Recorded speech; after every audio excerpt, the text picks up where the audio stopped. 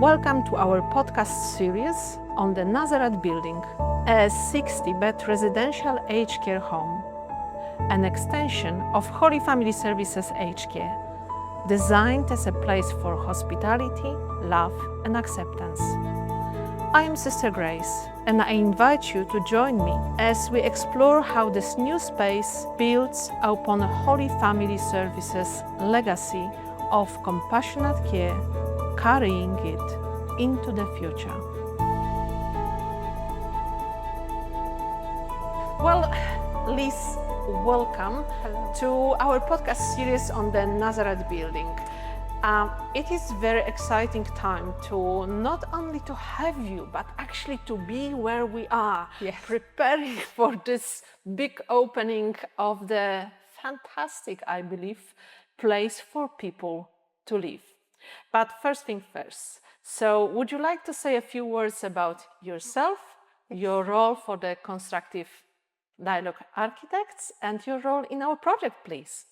Well, Sister Grace, thank you so much for having me. It's very exciting to be here to be talking about this project, and it's a joy and privilege to be involved in the Nazareth Building. So my name's Liz Fuggle. I am an architect. You can probably tell from my accent that I'm from the UK, from Scotland.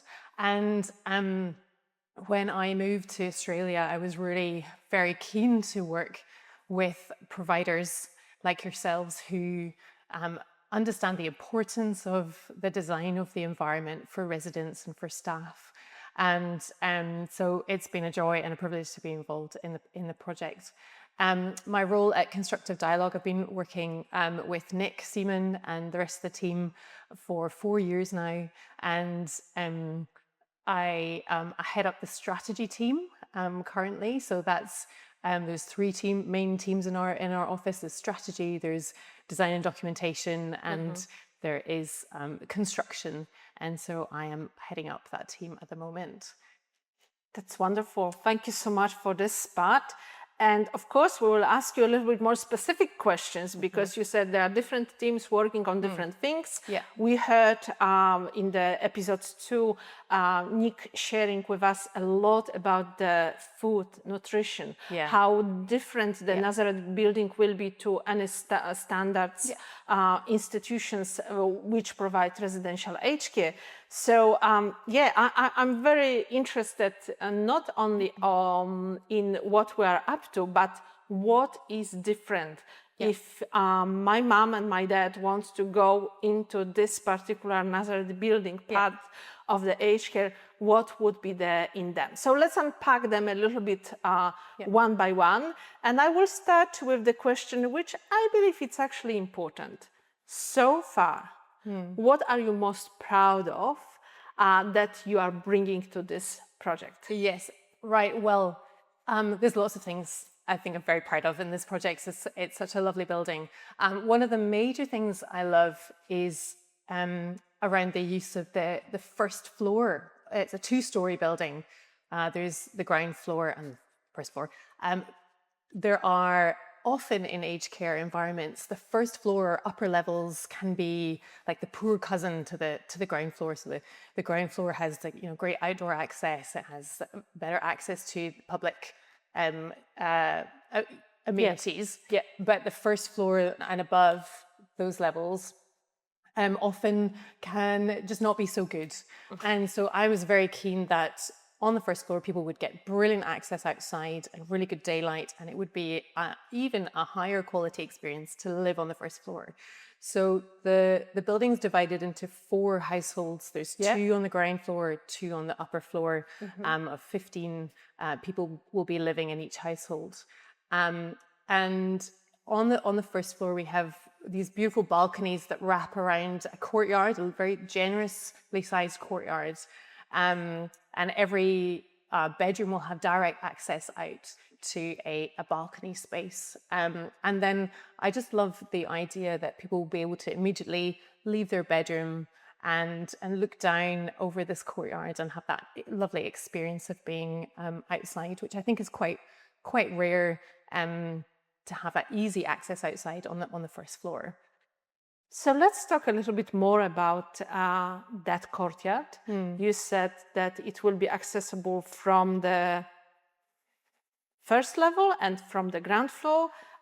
What are we going to find there? I don't know, palm trees, so fish ponds. What is going to be there? Yeah. So what's great about the courtyard is that it gives both private space to residents living on the ground floor. So there's more areas where you can dine outside, immediately outside your dining room and your living spaces.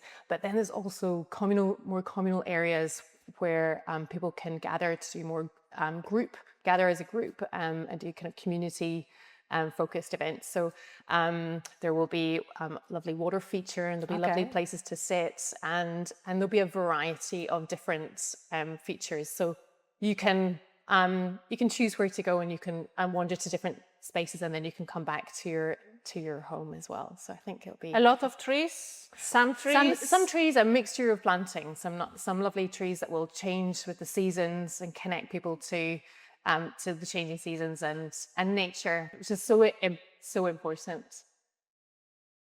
In this water feature, would we have the fish or not? I certainly hope there will be fish. Okay. I don't know that as the architect you can really ensure that there will always be fish. I think that's where it is a partnership with yourselves, and we hope that you will provide fish. Yeah. When we talk about many different aspects of the Nazareth building, we always refer to people. Yes. We refer to the whole family, because we have people who will be living there, like here in the residential aged care, but we also have people who visit them. So individuals and families are pretty much those people who are there. So how do you believe that and how do you understand the influence of this space for creating those bonds, those encounters among the people? Yeah, look, I think it's so important at the end of our lives to have that quality time with family and friends, and that the building should support that in a really strong way. That as we get older, what's most important actually becomes apparent, which is relationship. And so the building provides different ways that people can connect easily, different spaces where you can connect easily with people. So there's even in the households, we have a sequence of clustered living spaces. So there's the main kitchen in each household, which I'm sure Nick talked about. Right. Yeah. Which is a real focus for the home. But then around it, you have small lounge spaces, and making sure that those are very domestic, very relaxed, private, really supports good conversation between people. So it's easy for family members to find a quiet spot and chat to their loved one and just have a normal, lovely family time. But then there's also spaces outside the household where you can connect. So we've got a brilliant cafe on the ground floor, which will be a very active space where anyone can come in and engage with people. And so that's an opportunity for a family member to go with their loved one and have a nice cup of tea and enjoy that connection. And then there's also, I don't know if this has already been mentioned, there's also really great on the first floor, a great function space, which can be used for parties or concerts or whatever the residents are keen for, and for families. That's also a lovely way to connect together at different scales. And obviously the outdoor spaces as well, lots of opportunity there. That sounds very interesting, especially when you talk about this multi-purpose room. Yeah. I never thought that in the aged care you can have the space for the functions, although we always have the, like a multi-function hall. But I think that sounds really interesting that some people could simply invite others and perhaps celebrate 100 birthdays, right? Absolutely. Or something like that. It's worth celebrating, absolutely. That's right. Our oldest resident this year, it's 104. Wow. And he has his community members coming from North Shore every year to celebrate with him. So, those connections still exist, amazingly. Definitely. Yeah. I heard you saying about the coffee shop, and I wanted to ask this question in relation to the outdoor space. Would they be an outdoor space for the coffee shop too? Absolutely. Absolutely. Okay. And I think living in Australia, like that's the benefit of this amazing climate, that you can have that indoor-outdoor vibe, for one of a better word, so that you can have that flow of space from the cafe inside to sitting out and watching the world go by, which is such a lovely thing. We often hear from people living in aged care that they crave and they really love that ability to see, just watch the world go by and have that connection to life beyond the home. And I think the sites where you are, where Holy Family Services is situated, you've got lots of things happening. We've got the church, which is immediately opposite the building, and the cafe is directed and orientated towards the church, which I think is a lovely thing that people will be able to, as they leave a service, they'll be able to see the cafe and might want to come in, and vice versa. So there's that lovely connection set up. I can't stop thinking about the name for this coffee shop. Yes. Because according to our CEO, it should be called Plovers Cafe. Plovers Cafe, The reason being, it's the fact that we actually destroyed a couple of nests of plovers who are living in the place where Nazareth Building sits. Yes. So let's see who will, pull the final shots on that. But, plovers will be remembered there, right? Absolutely. And I saw one this morning, in fact. Did you? Yes, I did. Opposite the construction site. So they are thriving nonetheless. So I think they'll be okay. That's good. Let's hope for that. We don't want to destroy their life. We already did. So, our services, your service with the new building of Nazareth Building, it's always in response to community needs. Why do you think that this Nazareth Building, it's actually the building that responds to the needs not only of today, but also of the future? Well, I think the design of this building is grounded in best practice, based on all the research that we know to date about how to create good environments for older people and good institutional care, but also is based on the knowledge of what people want and how we all are, in terms of we want a home environment, we want connection with the outside, these basic fundamental human needs. These are things that we were addressing, and those things are not going to change in the future. So I do hope that it's going to be a building that will be fantastic and serve the needs of people for many, many years. So here is a little bit of sales and marketing question. Yeah. If a friend of yours is saying, you know what, I just need a little recommendation, where should I put my mom and dad? How would you encourage them to come to Nazareth Building? Well, I think I'm always telling my friends who are concerned about that question to consider the environment, because often people are talking about the staffing model, and that is extremely important. But the environment is something that doesn't often come up in people's minds. Or they say, oh, the reception area was beautiful, and so therefore it's obviously a good home.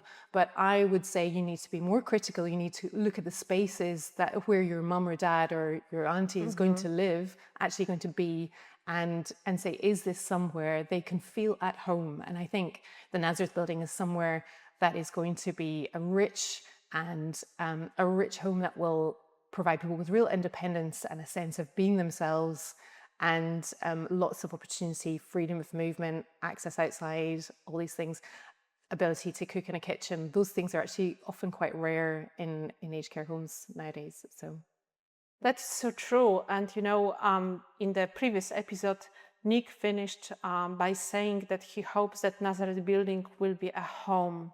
So what is your hope for Nazareth Building? I'm really looking forward to hearing the stories of families and of residents who've come to live here and have experienced maybe some of the best times in their life. I think the end of life is so critical. Like, often we think of youth as being the most important part of life, or middle age, where we're very productive. But end of life for me is the most important, where we really know what's important, where we're relying on others, and where relationship is so key. And Nazareth has the opportunity to be the best place for people to end their lives.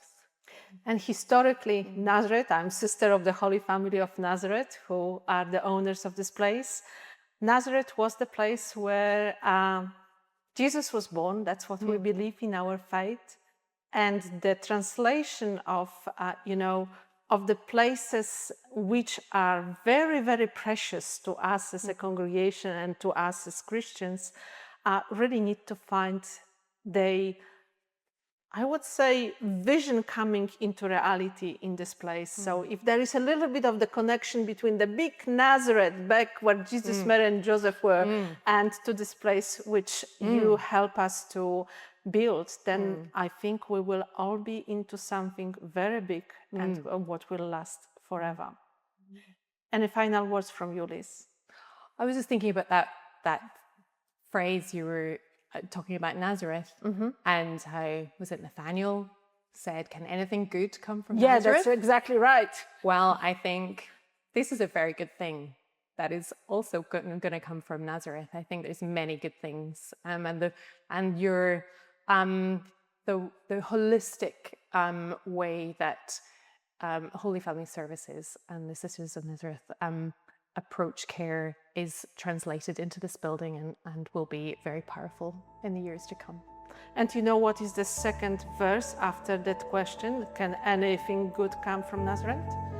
Come and see. Come and see. So that's what we need to do.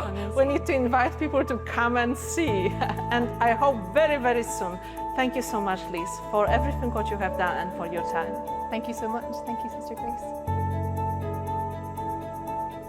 Thank you for joining us as we build a future of dignity and care.